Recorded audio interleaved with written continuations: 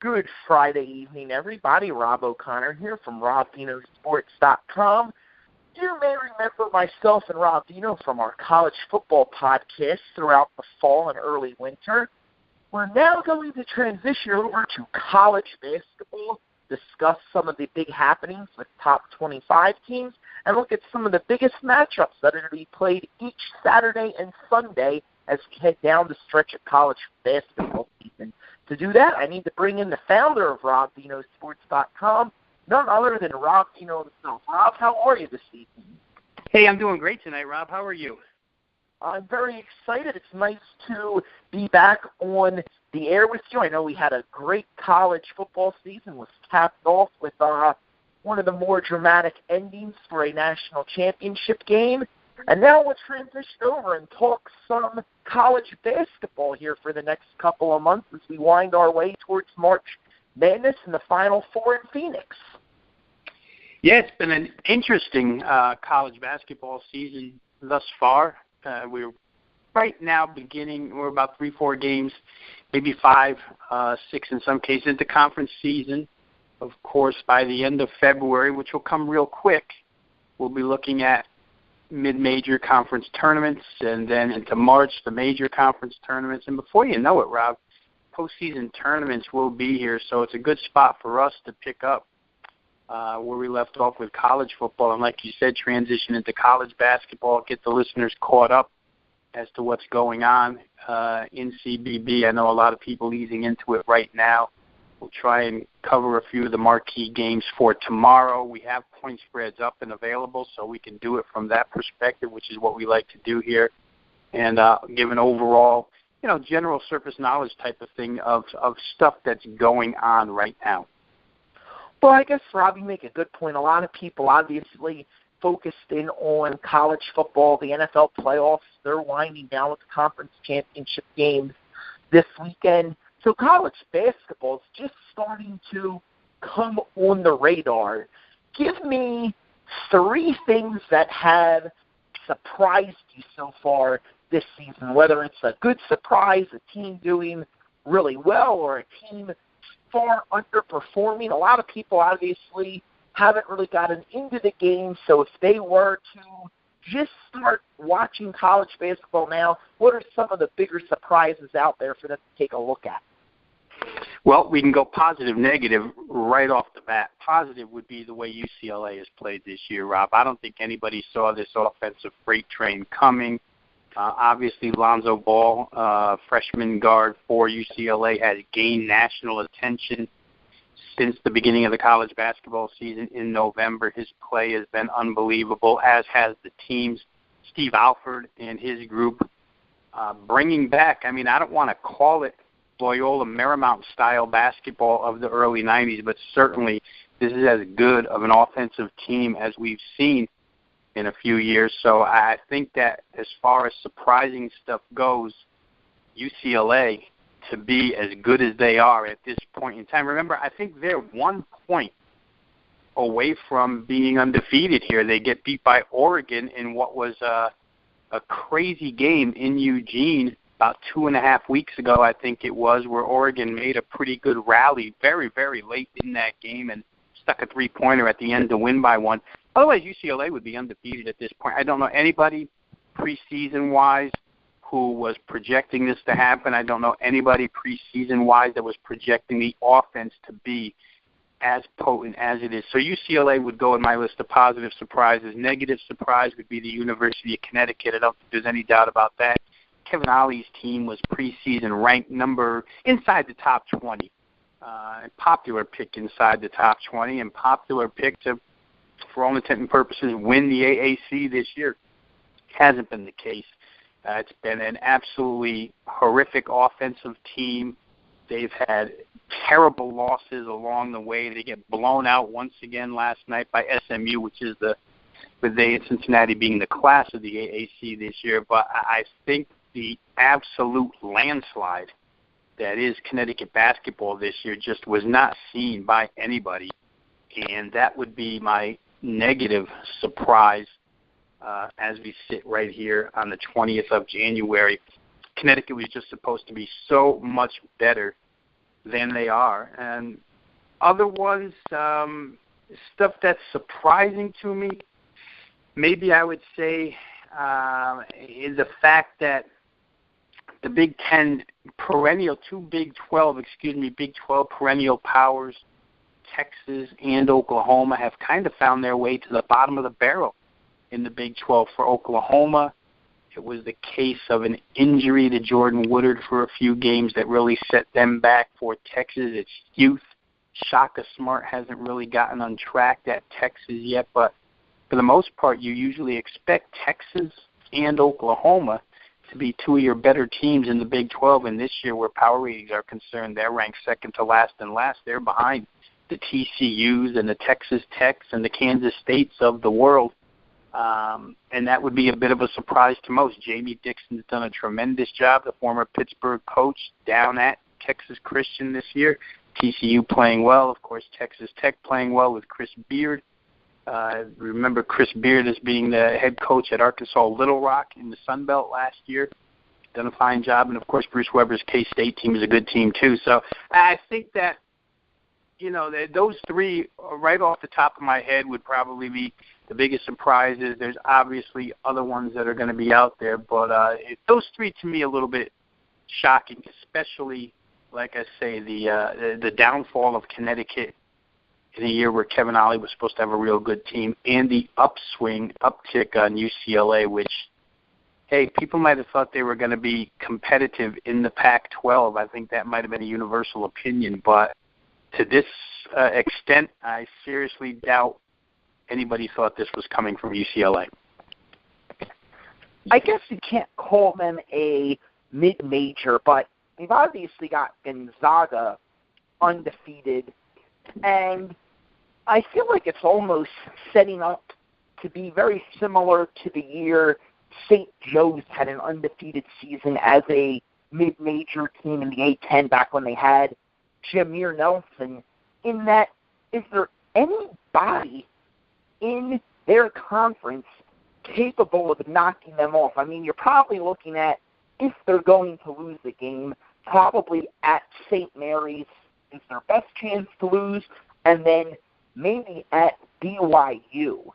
But other than that, I mean, is there anybody that can really beat Gonzaga in the regular season and derail them from what would likely be a number one seed in the tournament out west? Yeah, after what we just saw a couple of games ago, the way Gonzaga dismantled St. Mary's, now was in the kennel. They had their home floor advantage there, but 79-56 and 65% shooting from the floor for Gonzaga in that contest. It's just hard to think that a change of venue is going to change a 23-point result in favor of St. Mary's, even by 1 point. I don't think that's going to happen. St. Mary's is a very good basketball team. Randy Bennett, of course, again, with a solid group, and heading into that game, they really thought they had a chance, but Gonzaga just too tough at this point in time, Rob. It's a team, for those who haven't seen them, that has extreme balance, really strong interior-wise with Karnowski, who's back again this year, and the addition of Nigel Williams-Goss from the University of Washington has really helped the backcourt. So I don't see them. There's always a chance, right? You could always stub your toe against Portland or, Santa Clara or somebody, but the way they're playing night in and night out, Gonzaga just doesn't show that that's going to be the case. So I would expect they run the table here and they end up number one seed. I guess the WCC conference tournament at the end of the year, because we always see multitude of surprises inside conference tournament play. Maybe that's where it could happen. But I don't know. Just on paper here, it's hard to see Gonzaga losing a game. They're just too tough for the rest of the opposition in that conference. Let's take a look at the very top programs in the country here. You've got Duke's been number one this season. Kentucky's been number one this season. Villanova's been number one this season for 5 weeks, then they drop out, then they go back to number one. Baylor had a week at number one. I mean, the teams at the top are really, really good, premier, top-notch programs. Did it surprise you at all when Villanova went from 3-1 and jumped Kansas, who did not lose a game that week? Yeah, boy, I don't know that much surprises me when it comes to top 25 polls, Rob. I think you can make the case for both, for sure. And then it just comes down to voter preference. I think Villanova has done everything asked of them to earn the number one spot in the country. I think Kansas, despite the griping by Bill Self at times this season about his defense, has done everything that could be asked of them to deserve a number one ranking. So you're probably splitting hairs with those two teams at this point in time. What you and I both know, you watch enough of these college basketball seasons and there's more turmoil to come. It's highly unlikely that Villanova will hang on to the number one slot for the remainder of the season. It's highly unlikely that Kansas would jump in and, hang on to it for the entire season as well, simply based on the fact that they play in tough conferences where when you're playing 2 times a week and you're going to hard road venues every now and again, you wind up with a loss. So I think that you rattled off a bunch of teams there that have all claimed their stake to number one so far this year. And any one, they're all interchangeable. I don't know how it'll end up as we head into postseason play, but all are deserving. I think Villanova is just a great story, Rob, off of what they did last year, and to lose the point guard, Ryan Arcidiacono, and to be able to replace the point guard position as well as they have. I know they had a lot of returning parts from last year's championship squad that are real good, including Chris Jenkins, including Josh Hart. They've got players. There's no doubt about it. But point guard's an important position, and they've been able to find their way through so far this year. And as I mentioned before, a very difficult Big East conference for those who haven't seen it for the Big East. You say point guard is a very important position. It really transitions well into my next question to you. Where does Creighton go with the loss of Maurice Watson for the year? I mean, he really was the glue that kept that team together offensively. How big of a loss is that for Creighton, and do they have enough to overcome it and stay one of the top 10 or 15 teams in the country without him? Yeah, no, it's going to be difficult, Rob. I mean, there's a handful of guys across the country that you could lose as a program that would have the same impact as what losing Maurice Watson Jr. does for Creighton. It's a terrible loss for them. A team that, we were just talking about how strong the Big East is, and Creighton obviously pushing Villanova in that conference. You've got 5 or 6 teams that on any given night are capable of beating the others. They're upper echelon teams. But without Watson, very difficult for Creighton. Mainly, I wonder if there's going to be a style change to this team, Rob, because as this season began, head coach Greg McDermott made it public knowledge. We're going to run, and we're going to run. And they were going to try and put as many points on the board as they could. They've been very successful in an up-tempo, high-octane style this year.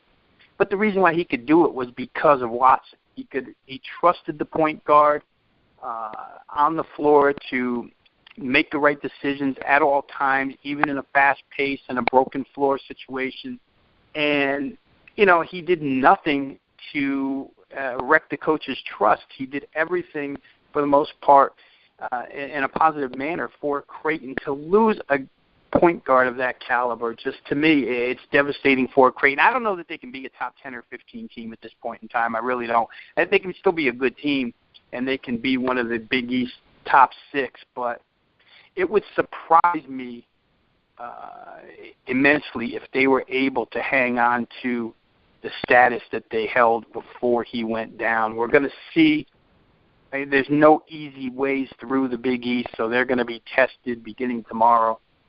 And I think the players on Creighton, their reaction to the injury, I think the coach's reaction to the injury say it all.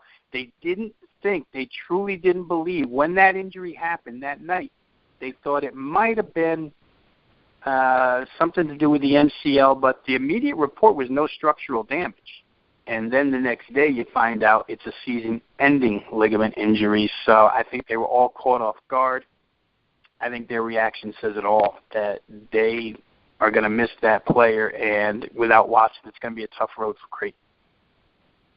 Well, Rob, let's jump into a few of the matchups between two top 25 teams this weekend. We'll start in the ACC with a big one as number 12 Louisville, 16-3 on the year, 4-2 in conference play, travels to Florida State, 17-2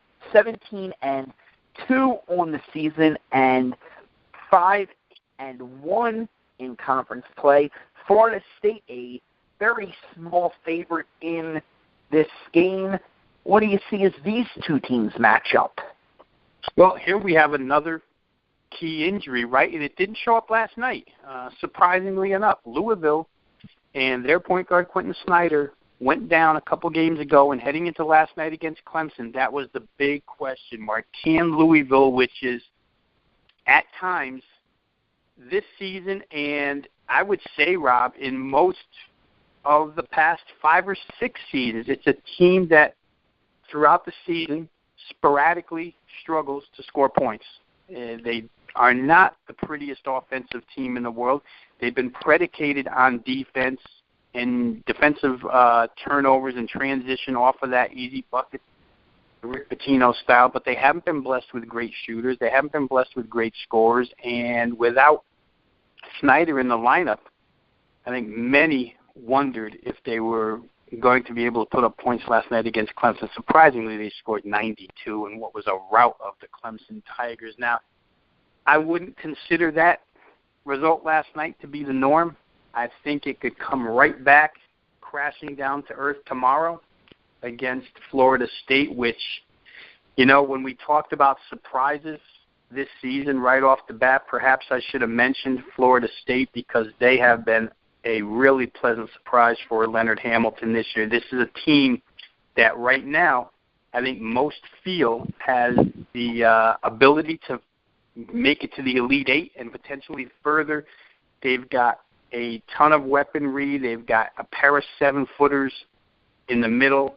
They've got just about everything that you would, ingredient-wise, that you would say it takes to make up a national championship contender. Dwayne Bacon, their leading scorer, has been around a couple of years now, and, you know, he's tough to handle at times. So Florida State, the best thing about them is the depth. They run at least 10 deep in almost all instances. So this is going to be troublesome, I think, for Louisville. Florida State's a team that can apply pressure. You know, we used to, they were stereotyped, Florida State, and rightfully so. Stereotyped as a half-court defensive-natured team. They'll beat you, 69-66, something like that. But this year has totally written a different page for FSU. They're explosive and very good on the defensive end.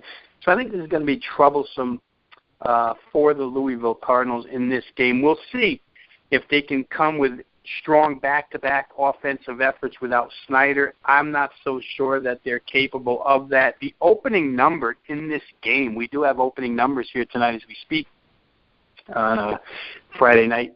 3.5 is what Florida State is favored by at home with a total of 147.5. My expectation, Rob, would be that number is going to climb a little bit. Louisville on the road without their point guard. This particular venue hasn't generally been known as a as a terribly ruckus place. But I think that the crowd with this team this year will be way into it tomorrow when Louisville comes calling. So I think 3.5 probably goes up, increases a little bit. By the time this game gets played or tips off at 2 o'clock Eastern tomorrow afternoon, you may be looking at more than 3.5 as far as Florida State being favored. Well, speaking of surprises, you talked about them earlier. UCLA, one of your bigger surprises of the year. They're going to be playing against Arizona. They are a 6-point favorite against the Wildcats. UCLA at home in this one. Are they ready to continue to show their dominating fashion? I mean, one of the knocks on them is, other than Kentucky, their out-of-conference schedule wasn't the strongest. But, I mean, they're in conference play now. They're going to be playing some really good teams on a weekly basis, Arizona being one of them. How do you think this one shapes up? I think at this point in time, Rob, and you know, Sean Miller has the philosophy and the horses maybe to do it, but at this point in time, you try to slow UCLA down. You go in, and we all know that when college basketball switches over from non-conference to conference play, generally speaking, the games become more of a grinded-out style contest because conference teams know each other very well. I don't know that Arizona knows this UCLA very well, but I do believe that Sean Miller's idea here is going to be, let's just try and slow these guys down. Let's make sure we're back on transition. Let's come down and play methodical half-court offense. I think the biggest problem with that is nobody's been able to do it yet. You just can't do it against this team. Oregon tried it. Oregon's as good as a defensive team as there is in the Pac-12. Oregon's as veteran a team as there is in the Pac-12. They were a lot of people's picks heading into the season, Rob, to actually win the national title this year. Remember, they made a deep run last year. Everybody coming back. Dylan Brooks was hurt early. Dylan Brooks played in the UCLA game earlier this season, which is a game, as we mentioned off the top of the show, wound up in a 1-point Oregon win, but wound up as a high-scoring affair. Oregon couldn't slow UCLA down. They had to go and play UCLA's way.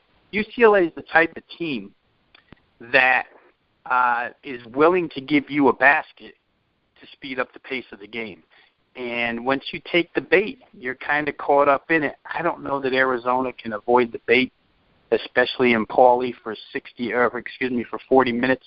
I think at some point in time there's going to be stretches. It could be the entire time where this game goes up and down like a track meet. UCLA doesn't worry about a shot clock. UCLA doesn't worry about how far away from the hoop they shoot the ball. They've got good three-point shooting with Alford. We talked about Ball before. Lonzo Ball he prefers to be a playmaker rather than a shooter, but he certainly can shoot. Lots of guys on this team with offensive capabilities. And, of course, they've got the big guy in the middle. So it's a huge challenge for Arizona, which is somewhat young. At this point, Sean Miller has brought them along real well. Started the season, they couldn't score.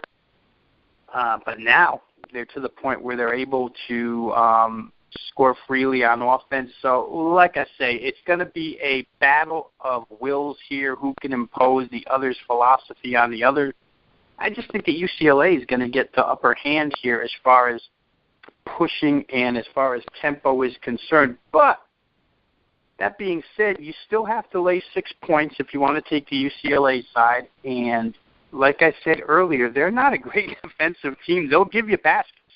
In order to play their style, they'll give you a couple. And Arizona at this point in time is good enough to go ahead and make a couple. So this could be a game where 6 sits as a pretty good number.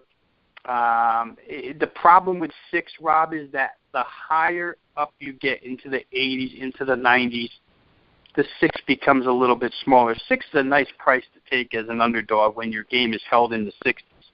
But once you get up to the high 80s and the 90s, you know, you need a little more than 6. So I'm not quite sold on which way to go with this game yet, but I will say this. I think UCLA will dictate the tempo of this game. I think it'll be played their way, and I think it'll be interesting to see how Arizona handles it. Totals, of course, in UCLA games have thoroughly gone through the roof. We saw a game last night against Arizona State where the total on the UCLA-Arizona State opened up at 182, was bet down to 180.5, and then landed on 182 to get people who took advantage of the downward movement in the line to get them the ability to cash a ticket. Here we're looking at 161 as an opener. I'd be fearful to play any UCLA game under the total at this point, but I do know Sean Miller's idea is going to be to try and slow it down best he can. Well, Rob, we got one more true top 25 matchup, although by the spread you wouldn't necessarily know that these are two top 25 teams. Kentucky, we all know, is a top 25 team, going up against number 24 South Carolina in Kentucky. Kentucky favored by 12, 13 points, so it's a double-digit spread for this top 25 matchup. Is South Carolina good enough to stick around with Kentucky, or is Kentucky just in a class above South Carolina? Yeah, well, another what I would call a difference in a philosophy-style game, right? Because Frank Martin and South Carolina just want to walk the ball up. They want to play half-court offense. They defend you to death. And meanwhile, Kentucky's young group, much like I said about UCLA earlier, boy, I don't know if you can stop Kentucky from pushing the tempo in a game, and I don't know if you can stop them from scoring. So this is going to be a big test for both teams here. South Carolina hasn't faced anything like this yet.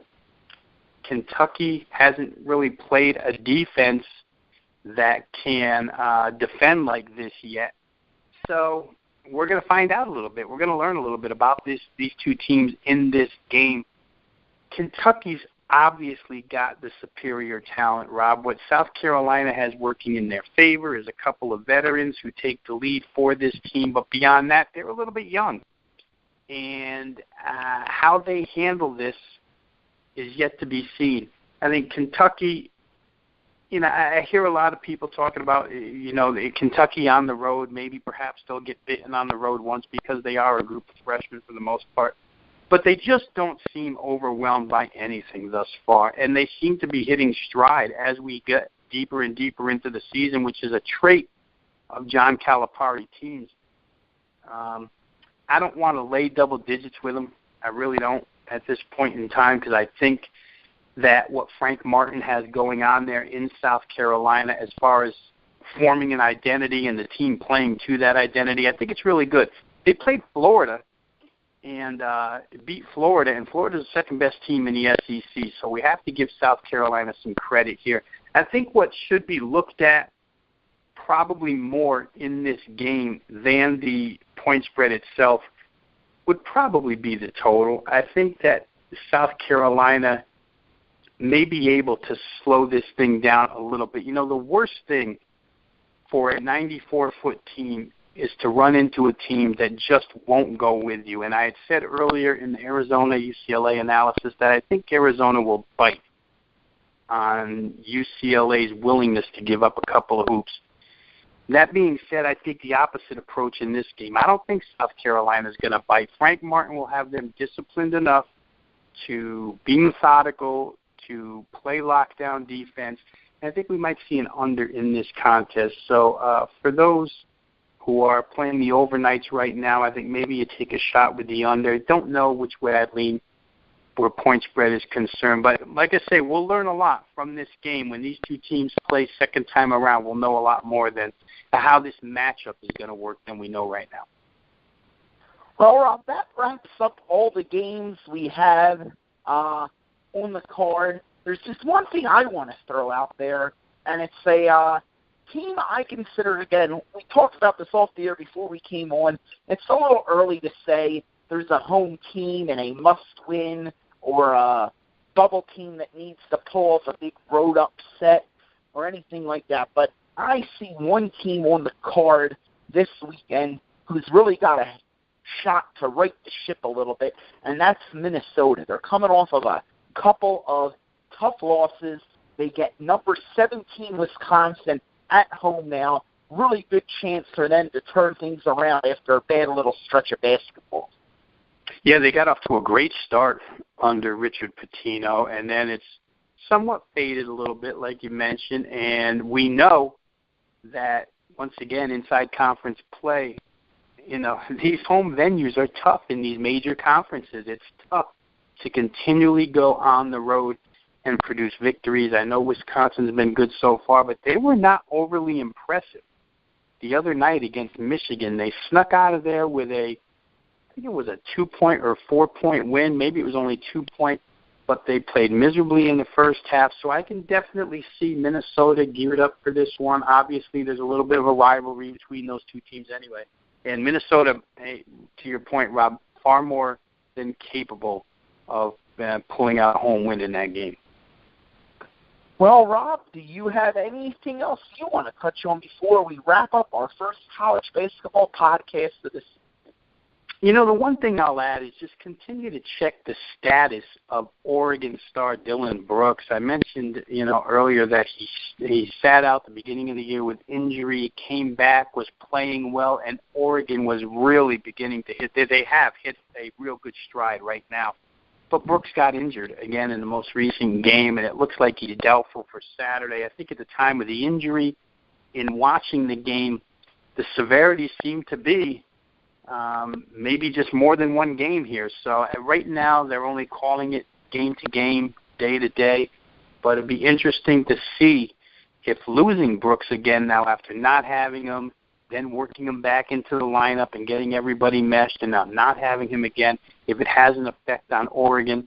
The Pac-12, not the toughest conference in the world top to bottom right now, but certainly there's teams that can take advantage of Oregon if, in fact, this causes a little bit of disruption in their rotation. So keep an eye on the Dylan Brooks injury for Oregon. Well, Rob, I think it's been a good first week. As we move through January and into February, we'll really start honing in on those bubble teams and talking about those biggest games. For now, we'll just keep talking about the best games on the card each week from the perspective of the top 25. It was a great first podcast here for college basketball. We'll be back next Friday to do it all over again. Don't forget, in the meantime, to visit robvinosports.com. All of your handicapping news, Rob's power ratings, injury reports, statistics on road records, home records, anything you can imagine. It's a great resource for all of your handicapping needs. And, of course, we'll have conference championship football plays this weekend. We'll have some college basketball plays this weekend. Get over to robvinosports.com for all of your handicapping needs. For Rob Vino, I'm Rob O'Connor. We'll talk to you next week.